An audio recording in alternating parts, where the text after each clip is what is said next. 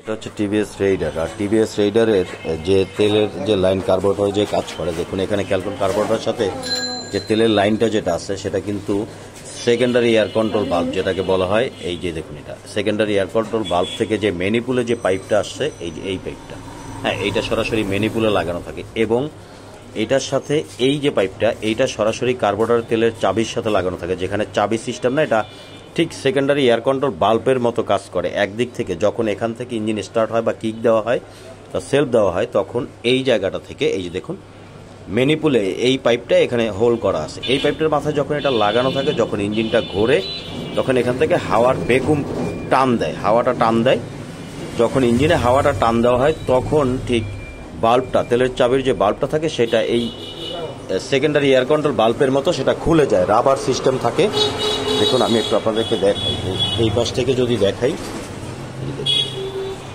এইখানে ঠিক এই যে সেকেন্ডারি এয়ার কন্ট্রোল বাল্বের এখানে যে পাইপটা, এই চিকন পাইপটা, এই সেমভাবে এইটা যেভাবে কাজ করে ঠিক একইভাবে, যেহেতু এখানে ফুয়েল ট্যাঙ্কটা খোলা আছে, চাবিটাও খোলা আছে, চাবিটা একটু দেখে এই যে ঠিক সেকেন্ডারি এয়ার কন্ট্রোল বাল্বের মতো এখানে কাজ করে।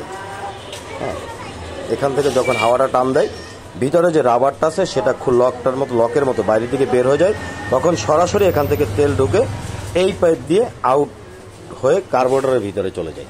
এই পাইপটা দিয়ে আউট হয় এবং এখান থেকে যখন হাওয়ার টান দেয় সেকেন্ডারি এয়ার কন্ট্রোল বাল্ব। শুধু টিভিএস রেইডার না, আরও একটা বাইক আপনাদেরকে দেখাই, এই যে সুজুকি জিক্সার যেটা আছে, এই যে এইটাও কিন্তু সেই একই সিস্টেম, বাট এইটা হচ্ছে রেইডারের ট্যাঙ্কের সাথে লাগানো থাকে, আর যেটা জিক্সারেরটা সেটা নিচে ঝোলানো এক্সট্রা লাগানো থাকে পাইপ দিয়ে।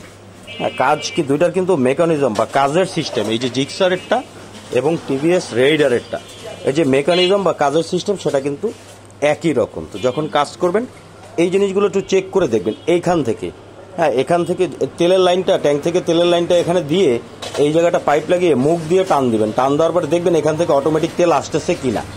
এইখানে যখন পাইপ লাগিয়ে মুখ দিয়ে টান দিবেন, হাওয়াটা নিজে টান দিবেন, ফু দিবেন না, টান দিবেন। হাওয়াটা যখন টান দিবেন অটোমেটিক্যালি এইখান থেকে তেল বের হবে, একদম ক্লিয়ার স্পষ্ট তেল বের হবে এবং তেলের প্রেশারটা ভালো থাকবে। যদি প্রেশার ভালো না থাকে, তেল না বের হয়, তাহলে এইটাকে খুলে ভিতর থেকে ক্লিন করে দিতে হবে, অথবা এই যে শাকনিগুলো আছে এগুলো যদি জ্যাম হয়ে যায় তখন তেলটা আসবে না। তো অবশ্যই একটু ধাক্কা দিলে বা নক করলে চেক করবেন। তো ভিডিওটি দেখার জন্য ধন্যবাদ সবাইকে।